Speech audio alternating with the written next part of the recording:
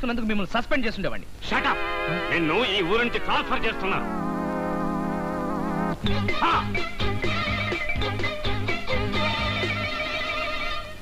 మునరత్నం, నువ్వు 7 గంటలు cinema shooting బందోబస్తుకి వెళ్ళండి. మన సర్కిల్ గారికి ఏదో పర్సనల్ పని ఉందట, మీరిద్దరు వాళ్ళ ఇంటికి వెళ్ళండి. కృష్ణయ్య 211. Yes sir. నువ్వు మా ఇంటికి వెళ్ళు. మీ ఇంటికా? ఎందుకు సార్? అదేనోయ్, సంతకెళ్ళి కూరలు పట్టరావడం, పిల్లల్ని సైకిల్ మీద స్కూల్ దగ్గర దింపేయడం, మా ఇంట్లో బట్టలు ఉతకాలా సార్? అక్కర్లేదు, ఐరన్ చేస్తే చాలు.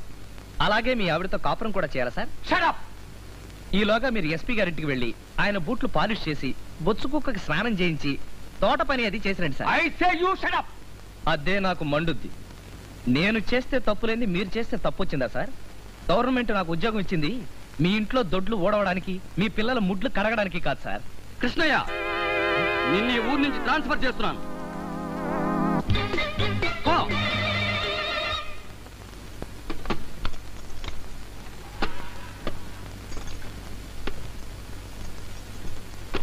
వద్దు, సామాన్లు సర్దొద్దు, నాకు ట్రాన్స్ఫర్ అయిపోయింది.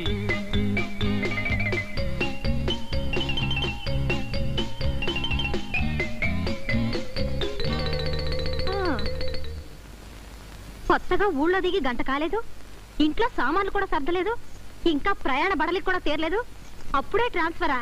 ఈసారి ఏం ఘనకార్యం చేశారు? మా ఎస్ఐ గారు ఇంటి పనులు చేయమన్నాడు. అలాంటివి మన ఒంటికి పడవని స్ట్రాంగ్ గా చెప్పాను.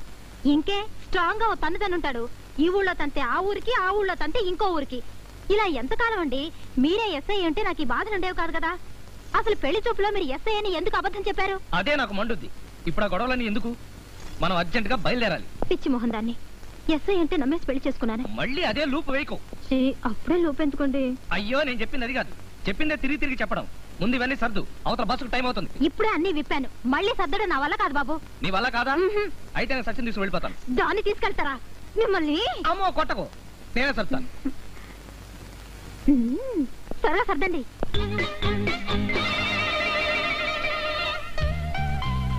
Many many happy returns of the day.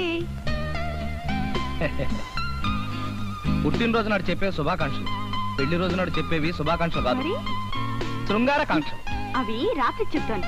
అయితే ఓ కండిషన్, నువ్వు రాత్రంతా ఇక్కడే ఉండాలి, హెడ్ క్వార్టర్స్ కు వెళ్ళకూడదు. వెళ్ళకపోతే రుక్కు వచ్చి గొడవ చేస్తుందేమో. అంటే నా పెళ్లి రోజు కూడా అది షేర్ చేసుకోకుండా ఉండలేదా? ఐడియా. సాయంకాలం మనూరు గెస్ట్ హౌస్ లో రూమ్ బుక్ చేసి ఉంచుతాను. నువ్వు సాయంత్రం అక్కడికి వచ్చేసాయి, నేను డ్యూటీ ఫినిష్ చేసుకుని అక్కడికి వస్తాను. అప్పుడు మనకు రుక్కు బాధ ఉండదు. ఈ ఐడియా బాగుంది. మీకు ఇష్టమైన మువ్వంకాయ కూర చేసి తీసుకొస్తాను, సాయంత్రం త్వరగా వచ్చేయండి.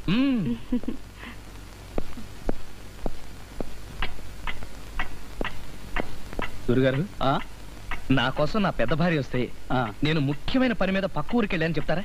అలాగే లేవయ్యా. Thank you sir. పర్వాలేదు.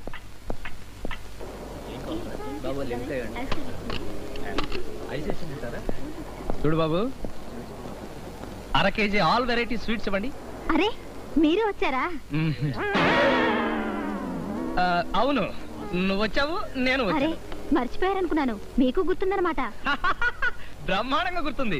ఏ విషయం? ఈ రోజు నా పుట్టినరోజన్న విషయం. కరెక్ట్, నీ పుట్టినరోజు నాకు గుర్తుంది. ఇవాళైనా లక్క పెడత పోరు లేకుండా మన ఇద్దరమే హాయిగా గడపాలని ఒక ప్లాన్ వేశాను. స్టేషన్ కి బయలుదేరాను. ఎందుకు? మన ఇద్దరు ఇటు నుంచి ఇటే ఒక చోటుకి వెళ్ళాలి. మీకు ఇష్టమైన అరకుడు తెచ్చాను, మీ డ్రెస్ కూడా తీసుకొచ్చాను. ఇవాళ నాకు పొరుగురులో నైట్ డ్యూటీ ఉంది, కుదరదు. అదేం కుదరదు, మీరు నాతో వస్తున్నారు అంతే. సైకిల్ రండి.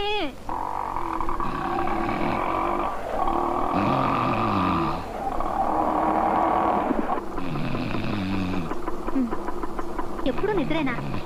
దిగండి.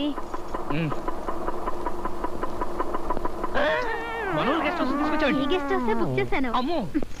రండి. మీది రూమ్ నెంబర్ 5. ఇదిగోండి కీస్. ఇప్పుడే వస్తాను సచ్. ఉండమంటుంటే పదండి.